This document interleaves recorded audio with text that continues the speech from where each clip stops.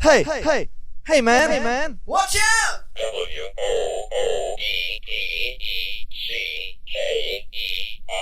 It's a woodpecker from space!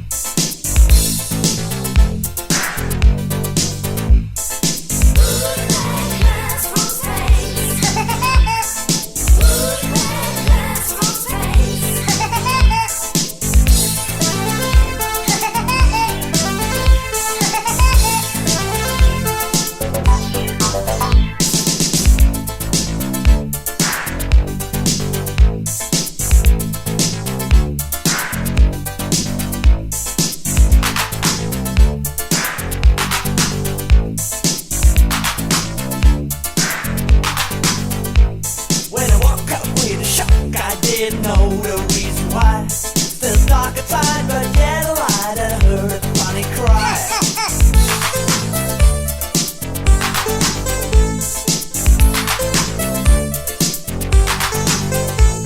I was jumping out of bed and put my head against the door. By the time I was okay, I heard that funny cry once more.